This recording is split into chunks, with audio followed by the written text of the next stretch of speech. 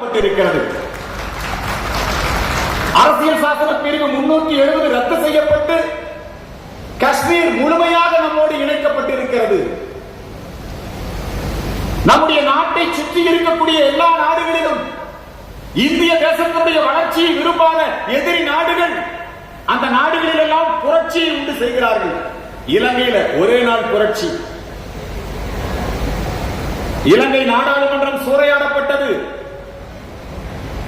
இலங்கை திவாலாகி போய்விட்டது. குபேர தேசம்னு சொல்லுவாங்க இலங்கைய.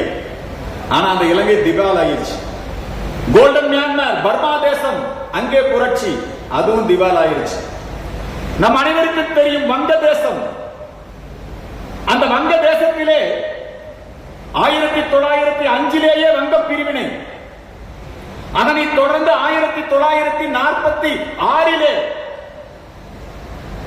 Direct action டே முஸ்லிம் league அங்கே பாகிஸ்தான் கோரி நிகழ்த்திய கலவரங்கள். இப்பதான் பெங்கால் ஃபைல்ஸ் அப்படிங்கிற படம் வந்திருக்கு. உண்மை சரித்திரத்தை இளைஞர்கள் தெரிந்து கொள்ள வேண்டும். அதுல சொல்லுவாங்க, what Bengal things today India things tomorrow. வங்க தேசம் என்பது நம்முடைய விவேகானந்தரை கொடுத்த பூமி. வங்க தேசம் நேதாஜி சுபாஷ் சந்திர போஸின் பூமி. வங்க தேசம் கவி ரவீந்திரநாத் தாகூரின் பூமி. அந்த வங்க தேசத்தில் பாதி இன்னைக்கு இல்ல, அவன் தனி நாடா போய் இன்னைக்கு அந்த நாடும் திவாலாய் போயிடுச்சு, பாகிஸ்தானா போய்.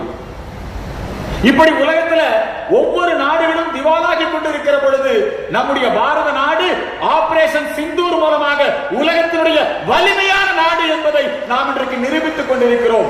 பொருளாதாரத்திலே முன்னேறி கொண்டிருக்கிறோம்.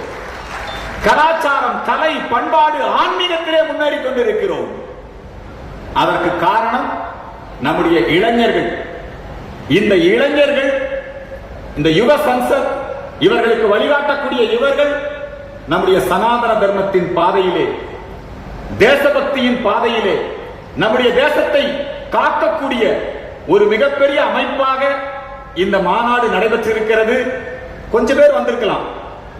இன்னும் எல்லா இளைஞர்களுக்கும் இந்த செய்தி சென்று சேர வேண்டும். நமது தேசத்தினுடைய பெருமையை நாம் தெரிந்து கொள்ள வேண்டும். நமது தேசத்தினுடைய கலாச்சாரம், பண்பாடு, இங்க வரும்போது குடும்ப அமைப்பு முறை, இதன் மீதெல்லாம் மிகப்பெரிய தாக்குதல் நடைபெற்றுக் கொண்டிருக்கிறது.